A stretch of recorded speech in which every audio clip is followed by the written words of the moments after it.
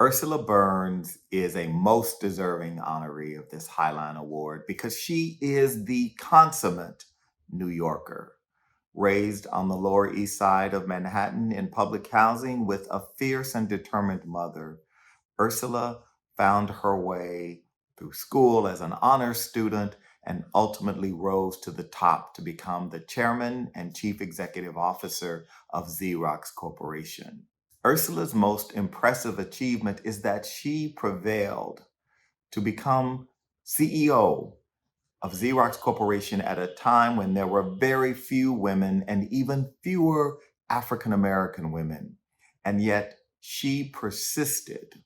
She was determined and had a fierce ambition and aspiration to achieve the very top, and she did.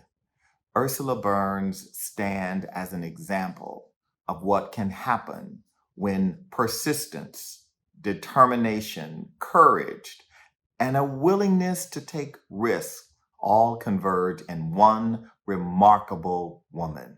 I knew Ursula Burns would be a great fit for the Highline Board, and I was so happy to introduce her to the Highline because Ursula, like the Highline, believed in an idea that many people didn't believe in.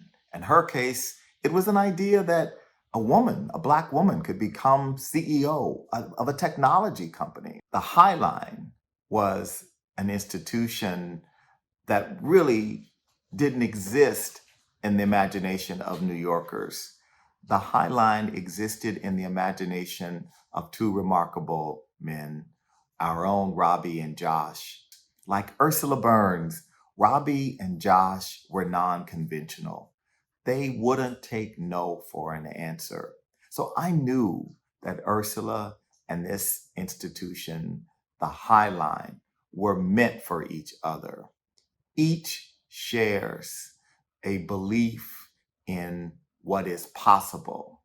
Each, the Highline, Robbie and Josh, and Ursula, believed in an idea when others couldn't see it, believed in themselves when others were yet to be convinced. And yet, Ursula, like Robbie and Josh and the Highline, grew from just an idea, from just a small kernel of knowledge and ambition and aspiration to become an institution. Ursula loves the urban fabric of New York. She loves walking the streetscapes. She understands urban planning at its most rudimentary level because she grew up in New York City. She understood what Jane Jacobs' Ballet of the Sidewalks was all about because the sidewalks of New York are the sidewalks that Ursula Burns walked her entire childhood, well into her adult years. Congratulations, my dear Ursula. I am so proud of you, so honored to call you my friend, so grateful for your enormous generosity, your philanthropy, the way you give selflessly. But I am grateful mostly for your big heart, your commitment to justice and fairness, and building an even better New York, better America, and better world.